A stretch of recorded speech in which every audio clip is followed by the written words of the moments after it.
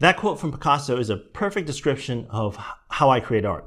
No, I'm not saying that I'm anywhere near Picasso as an artist, but he expressed better than I the exact process of how abstract art is created. And it's that process that we'll discuss today.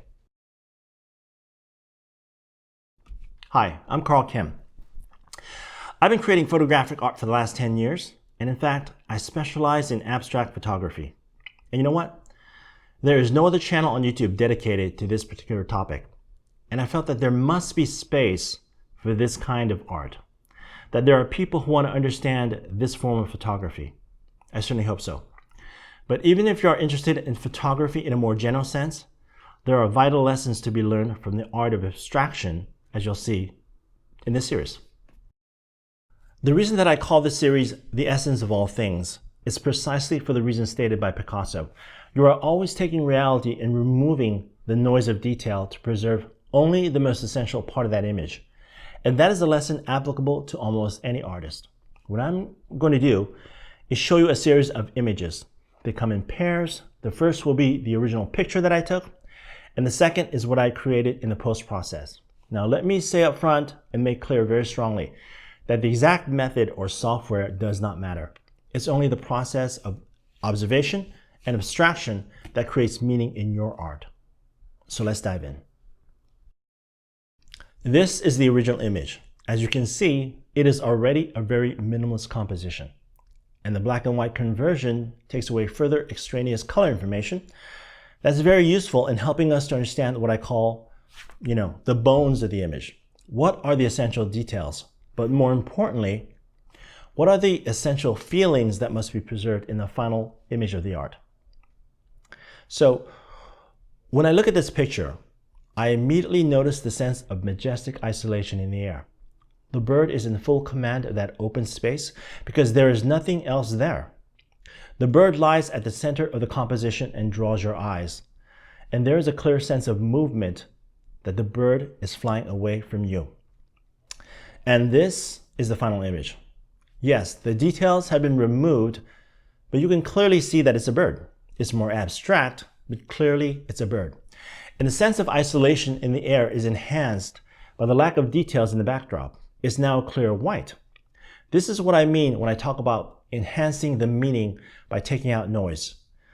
If your purpose was to further isolate the bird, draw the eye more strongly to the center, then you could do no better than to remove details from the sky. And yet, the clouds are still there. Of course, they don't look like clouds, but because the image of the bird is still there, you can infer that those are clouds. And that is the thing. Because there is an inferred relationship between the central image and the edges, there is meaning that is established. We've taken away the actual shape of the clouds, but there is still the purpose of the clouds. It gives context to the sky and further serves to frame the central image, which is the bird. Now, what kind of bird is it? How large is it really? Is it happy or sad? That doesn't matter for this image because we have taken away so much detail. The only thing that remains is the concept that yes, this is a bird. This is my very minimalist approach to art. So here again, the original image is a very minimalist composition. What happened was that I was walking along the pier and chancing to look down, I saw this gorgeous composition. The white foam, the water, and the shadows of the pier. And I took that shot. My eyes are usually drawn to minimalist compositions. And here you go. Here's the final image. The contrast between the white, the warm waters, and the dark shadows have been enhanced. For me, the essence of the picture is the lines that draw borders across the frame. The essence is the geometry of the patterns of light that define the action within the frame. Especially, note the surface contrasting against the white foam. There is a clear indication that they are moving across the frame toward the top. This picture for me is about human action crossing boundaries of light and darkness. As with the bird in the previous image, there is a sense of movement across the frame. Now, let's take a look at this third and final original image. You might not notice right away, but there is a bird on the upper left corner of the picture. It's rather small, but it's there.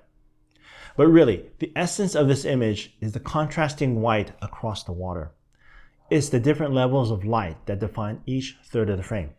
It raises the question, are those three elements of the image individual components, or are they a single whole thing? And the final image that you see here is obviously the most abstract. This is the reason I saved it for last. First, you will notice that the three-dimensional quality of the original image has been lost. The sense of depth from the gradation of grayscale is gone. What remains is more of a flat picture, but we should also consider what has been gained in the abstraction. For me, the original image was about light playing across the water. And that sense has been enhanced here. The white circles across the frame remind me of sparkles of light.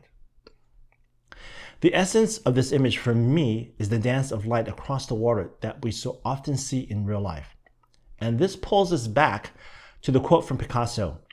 The third and final image is, yes, an abstraction, but is it really detached from life? No, I don't think so. In fact, it is an intensification of life, of that experience. It is the purest sense of that feeling you get when you see that beautiful sunset across the ocean.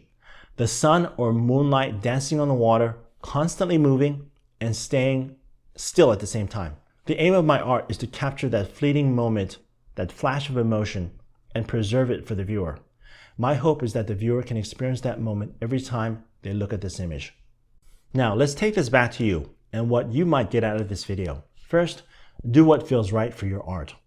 I never intended to go into abstract photography. In fact, I've tried almost every genre, including street, fashion, landscape, even macro. What consistently moved me was the abstraction of the image. What I felt was raising the quality of the image by isolating only what was essential to convey my meaning. I followed my heart and it led me here. And it feels right. This is who I am. Second, keep looking for that message in your images or whatever art that you practice. I know that it's there. There is a reason that you took that shot. There was a reason that you chose that scene for your photograph or your drawing or whatever you choose to create. Keep seeking and you might find this truth. The canvas of the eye captures the essence of all things.